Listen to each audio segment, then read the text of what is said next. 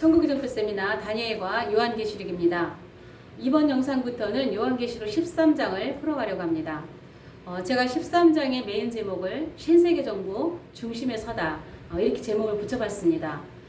요한계시록 13장은 중요한 세 가지의 주제가 있습니다. 하나는 바다 짐승, 두 번째는 땅 짐승, 그리고 중요한 짐승표가 등장을 합니다. 이 세 가지의 주제를 몇 번에 나누어서 살펴보려고 하는데요. 오늘은 첫 번째 말씀으로 바다 짐승 정보를 보겠습니다. 자, 바다 짐승. 자, 본격 가동 시기.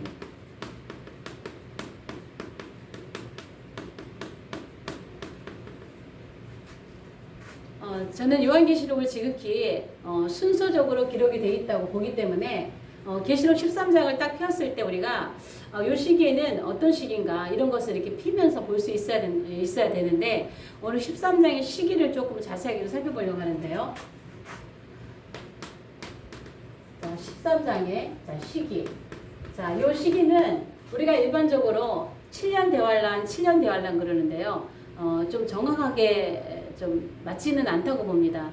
7년 대환란은 그렇게 말할 것이 아니라 7년 한 일에 이렇게 얘기하는 게 옳지요. 7년 한 일에.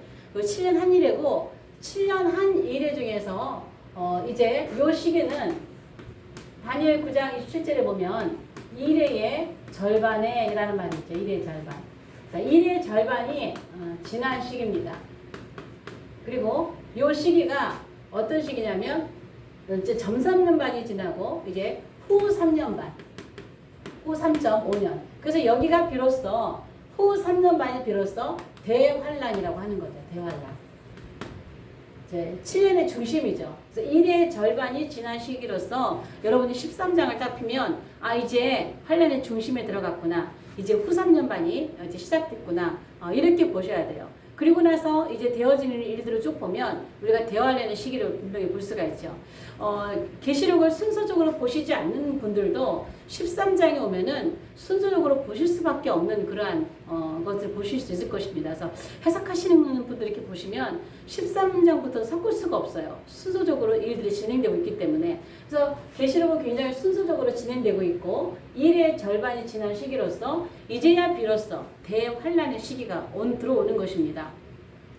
일반적으로 많은 분들이 대환란을 7년 대환란 하면서 일반적인 어떤 그 재난들, 자연적인 재난들이 이렇게 많이 쏠리는 그 7년 안에 여러 가지 환란들, 재난들이 일어나는 그러한 것으로 환란을 보는데요. 우리가 환란을 보는 시각이 자연재해로 보면 안 됩니다. 이미 자연재해는 벌써 시작이 됐습니다. 그래서 시작이 돼서 앞으로 갈수록 강도가 세지고 횟수가 잦아지고 굉장히 많은 그 자연재해들이 갈수록 강도가 높게 일어나는 것이죠. 성경에서 말하는 대환란은 자연재해가 심각하게 일어나기 때문에 대환란이라고 말하지 않습니다. 짐승이 등장하기 때문입니다. 짐승이. 그래서 대환란은 이제 후 3년 반 짐승이 등장하는 이 바다 짐승 정부가 본격적으로 가동되는 시기이기 때문에 대환란이라고 보는 것입니다. 자, 그래서 이거는 요 1의 절반이 지난 이 시기는요. 이제 이 절반 시기부터 저는 계시록을 굉장히 순서적이라고 보고 풀고 있습니다. 자, 계시록은 제가 순서적이라는 이거 원칙을 벗어나지 않습니다. 이 원칙에 의해서 이제 뭐가 등장하냐? 자, 바다 짐승이 등장한다는 거예요. 바다 짐승. 자, 계시록 10장에서 7년이 시작됐습니다. 마지막 7년이 한 일회가 시작이 됐습니다. 제가 앞서서 제 채널 안에 들어가셔서 재생 목록에 들어가시면 마지막 7년에 관한 영상, 계시록 10장에 관한 영상을 4편에 걸쳐서 올려드렸습니다. 물론 그 영상이 계시록 10장을 다 설명하는 건 아닐 것입니다. 제가 보여준 부분들까지 여러분들과 나누었지만 거기에서 계시록이 10장에서 마지막 7년이 시작되고 있다는 것을 올려놨기 때문에 여러분들이 그 강의를 이렇게 참조를 하시면 좀 이해하실 수 있을 것입니다. 제가 지금 10장에 있는 내용을 다 할 수가 없기 때문에요. 자, 계시록 10장에 보면 하늘에서 천사가 내려오죠. 마지막 7년 한일회를 알리는 이 천사가 내려오는데 2절과 5절과 8절에서 강조하고 있는 것이 바다와 땅을 밟고 있다는 거예요. 오른발은 바다를, 왼발은 땅을 밟고 있다고 그랬어요. 자, 여기서 바다 하면은요, 요거는 세상입니다. 세상. 자, 땅 하면 10장 이후부터는 이제 유대인의 시간으로 넘어가는 마지막 한 일에 70일의 가운데서 마지막 일회가 되기 때문에 여기서부터 나오는 땅 하면은 이스라엘이라고 하는 것을 기억하셔야지 돼요. 그래서 땅은 이스라엘입니다. 그래서 세상과 지중해 쪽이죠. 바다가 유럽 저쪽이죠. 그래서 세상과 어떤 그 땅 이스라엘과 어떤 평화 조약이 맺어지고 있는 그러한 모습들을 그리고 있다고 했습니다. 그런데 여기에서 이 바다 짐승은요. 이제 바다 짐승이 이제 순서적으로 바다 짐승이 먼저 등장을 하는데 바다 짐승은요. 바다에서 나오는 짐승은 이거는 정치적인 적그리스도입니다. 정치적 적그리스도. 그래서 정치적 적그리스도는요. 통치자예요. 통치자. 세상 임금입니다. 그리고 왕입니다.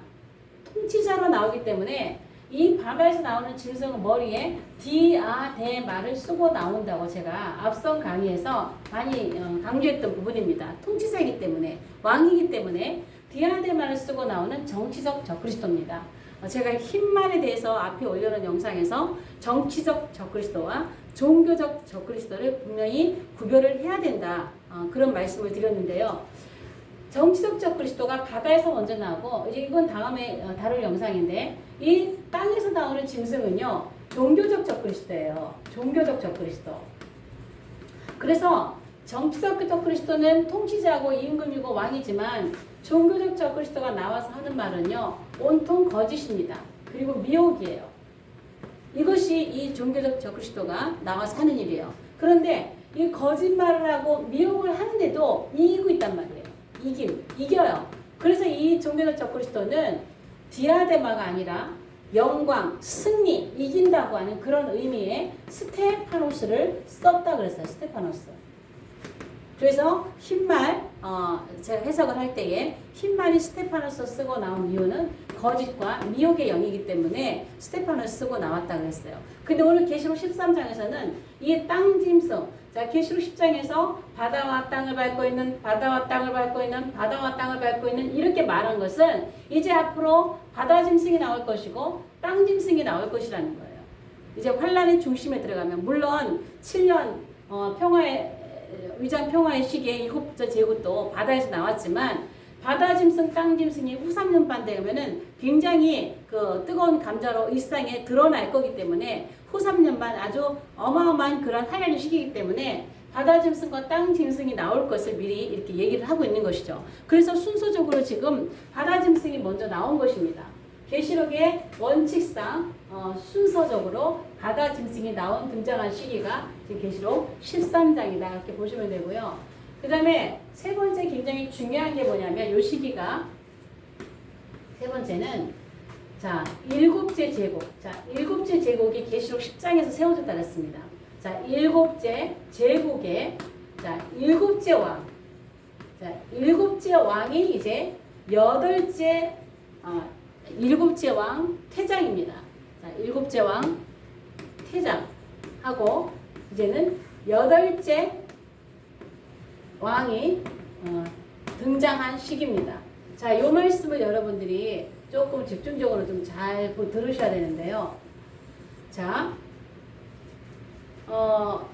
계시록 17장, 요한계시록 17장 11절에 보면 일곱 머리, 열 뿌리, 일곱 머리에 대한 비밀을 자세하게 풀어놨어요. 그래서 제가 앞에 일곱 머리, 열 뿌리에 대한 강의를 올려드릴 때도 이것을 자세하게 풀어드렸는데요. 그 강의에 대한 것을 다시 다 반복을 하지는 못합니다. 대충 반복을 한다면, 자, 계시록 17장 1절에서 내가 일곱 머리, 열 뿌리, 일곱 머리, 음녀의 비밀, 일곱 머리, 음녀의 얘기를 나오면서 열 뿔 일곱 머리의 비밀을 짐승의 비밀을 알려준다 그러죠. 거기서 하시는 말씀이 이런 말씀이 나오죠.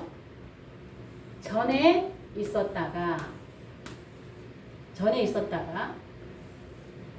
자, 이 그림을 여러분 좀 잘 보시기 바랍니다. 자, 여러분 좀 이해하기 쉽게 이렇게 자 전에 있었다가 지금 없는 짐승은 여덟째 왕이니 일곱 중에 속한 자라.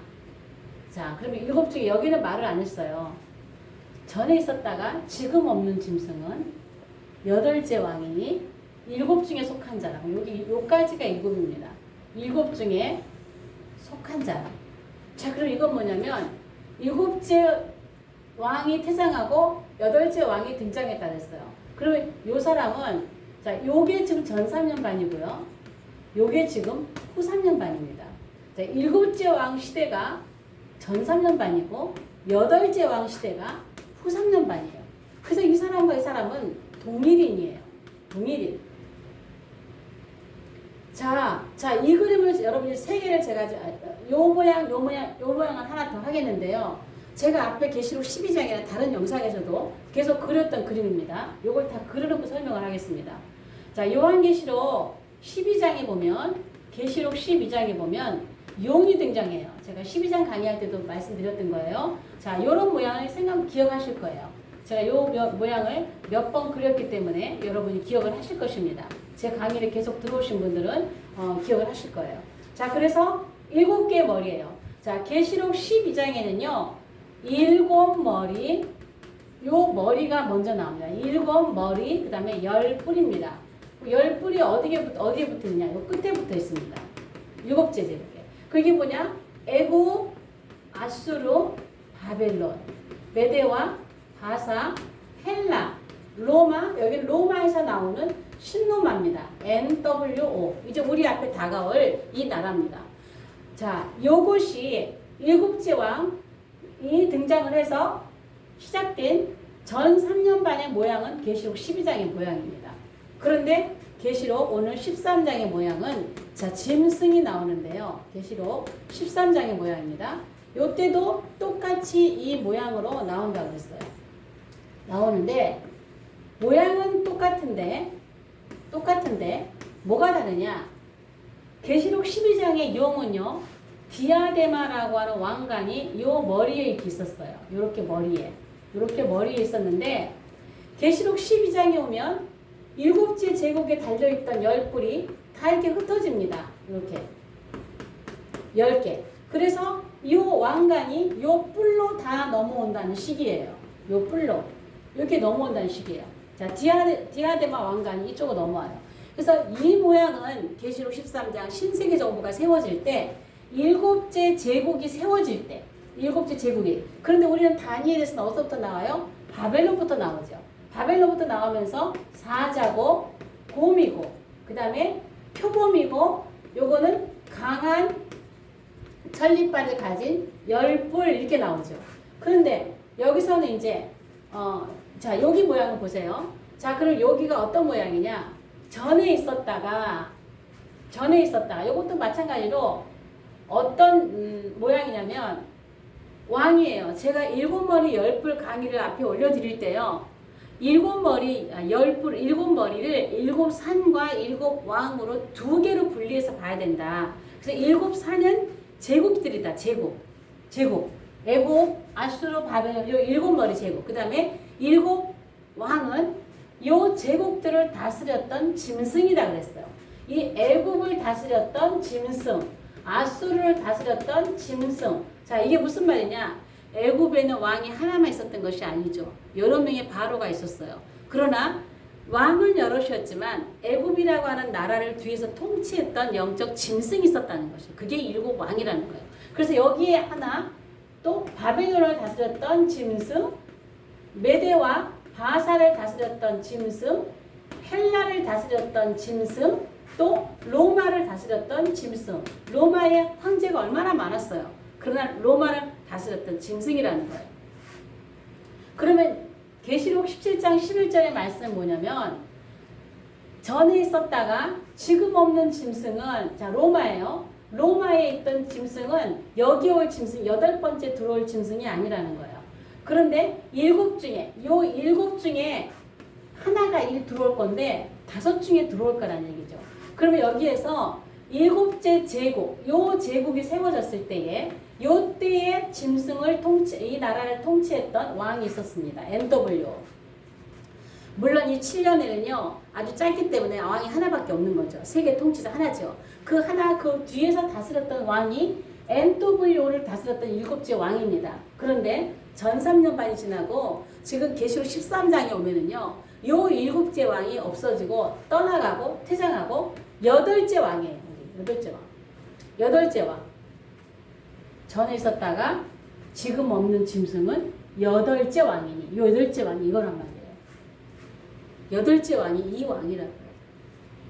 말은 없지만 7째 왕이 여기 있다라는 것이죠. 그래서 요게 7째 왕이요. 요 지금 신세계 정부가 세워질 때 그때 왔던 위장 평화의 기간에 세워졌던 그 왕이라는 거예요.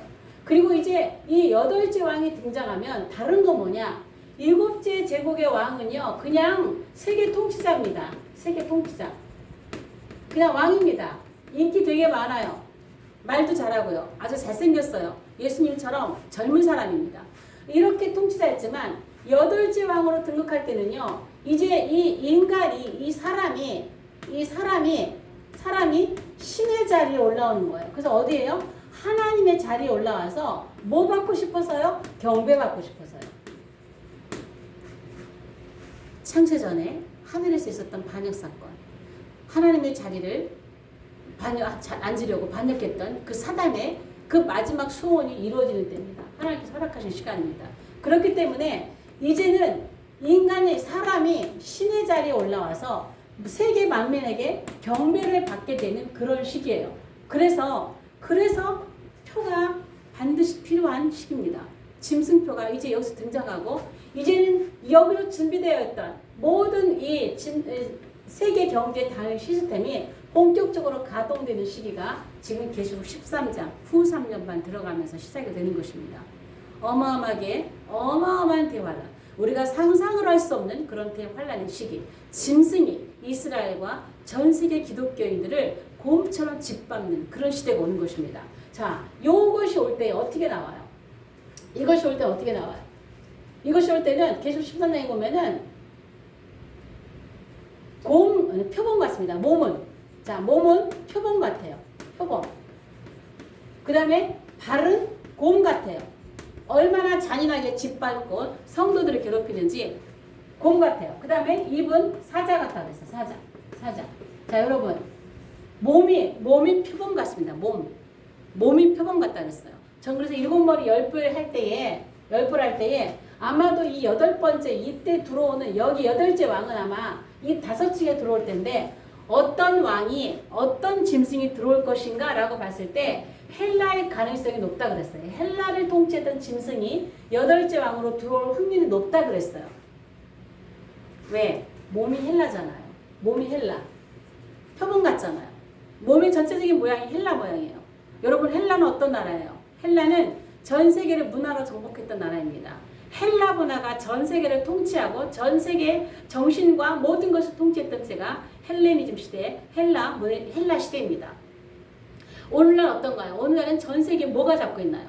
음악, 영화, 책, 모든 면에서 모든 문화를 지금 세계 정부가 잡고 있습니다.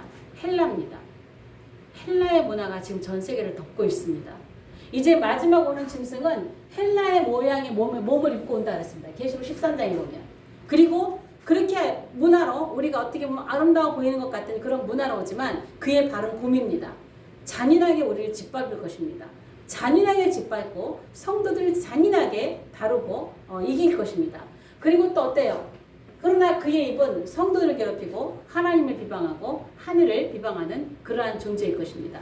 그래서 지금 계시록 13장은 7째 제국의 7번째 제국 계시록 10장에서 세워졌던 마지막 7년 한일에 그 전 3년 반이 지나고 후 3년 반 8째와 계시록 13장의 요 모양 디아데마를 쓰고 전 세계를 통치하는 것에서 세계 통치자의 이 여기를 넘어서 이제 영적으로 신의 자리에 올라서 비로소 하나님의 자리에 앉아서 내가 하나님이다라고 전 세계인들에게 경배하게 하는 그런 이제 정말 이거는 모든 것이 지금 준비되고 있는 모든 것들이 이제는 작동되어지는 본격적으로 가동되어지는 시기가 계시록 13장의 시기라는 것이 이때부터 대환란에 들어가게 되는 것입니다. 자, 그러면 하나를 더 살펴볼 것인데요. 또 적어야 될 것이 많으니까 앞에 것을 지우고 들어가겠습니다. 우리가 적그리스도라는 말을 우리가 많이 쓰고 계시록 6장의 흰말과 적그리스도 이런 것들을 많이 혼동을 하죠. 제가 6장에 나오는 흰말에 대해서는 하나 영상을 올려놓은 게 따로 있지만 요 바다짐승은 다니엘 7장에서 예언하고 있는 그러한 짐승입니다. 다니엘 7장과 계시록 13장을 비교하면서 첫 번째 등장하고 있는 첫 번째 바다짐승이 등장하고 있는 나왔던 그 그림자가 어디 있는가, 그리고 어디에 그림자가 지금 계시록 13장에 바다짐승으로 등장하고 있는가, 이거를 좀 살펴보려고 합니다. 자, 다니엘 7장에는요 작은 뿔이 나옵니다. 이거를 안티오코스 에피파네스를 얘기할 때는 다른 뿔이라고 얘기하고 있지만 이 작은 뿔은요, 뿔은 건세예요. 그런데 왜 뿔이 작다고 표현했을까요? 통치 기간이 짧습니다. 7년밖에 안 됩니다. 7년. 통치 기간이 짧기 때문에 다른 뿔이라고 표현하고 있습니다. 그리고 계시록 13장에서 어떤 거 나오냐? 13장에서는 첫 번째 짐승이다라고 합니다. 자, 첫째 짐승. 왜? 바다와 땅에서 첫 번째 짐승이 바로 정치적인 적그리스도이기 때문입니다. 그래서 지금 이 첫째 짐승은 정치적 적그리스도라고 하는 것을 분명히 보셔야 돼요. 정치적 적그리스도. 통치자라는 거예요. 통치자이면서 세계 임금이라는 거예요. 임금. 왕이라는 거예요. 여기는 미혹의 영과 다릅니다. 계시록 6장에 나오고 있는 미혹의 영과 다르다는 얘기예요. 그러니까 적그리스도를 분명히 우리는 정치적 적그리스도와 종교적 적그리스도를 분명히 구별해서 우리가 봐야 6장의 흰말도 제대로 볼 수 있다는 것이죠. 자, 그러면 여기에 7년 통치의 권한을 이제 받은 이 작은 뿔과 계시록 13장의 첫 번째 짐승, 이거를 비교해 보면은요, 일단 다니엘 7장 3절에 보면은요, 이 짐승은요 바다에서 나옵니다. 자, 1절 계시록 14장 1절에서 이 짐승이 바다에서 나온다고 얘기하고 있습니다.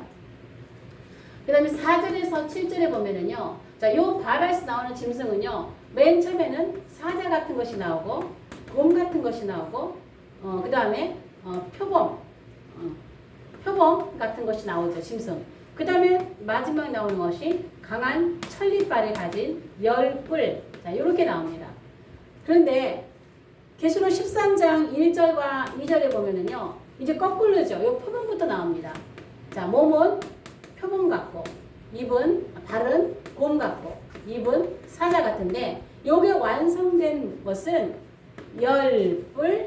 자, 요 열뿔이죠. 그 다음에 앞에 있었던 7개 제국의 모든 권세를 가져오기 때문에 7머리입니다. 요게 완성된 모습이죠. 열뿔, 7머리. 자, 그 다음에 8절에 보면은요, 다니엘 7장 8절에 보면은요, 큰 말을 한다고 되어 있어요. 큰 말. 자, 여기 13장 5절에도 이 짐승은 큰 말을 한다고 하고 있습니다. 자, 20절에 보면은요, 다니엘 20절에 보면요, 동류보다 크다라고 했어요. 동류보다 크다라고 했어요. 근데 계시록의 4절에 보면은요, 누가 이 능히 이로 더불어 싸우리요. 제일 크다는 거죠.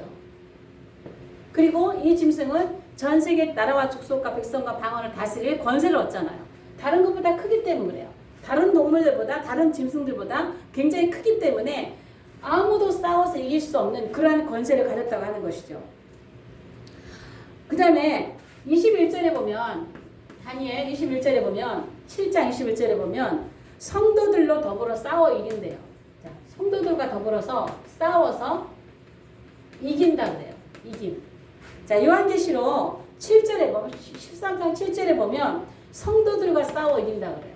성도들과 싸워 이긴다.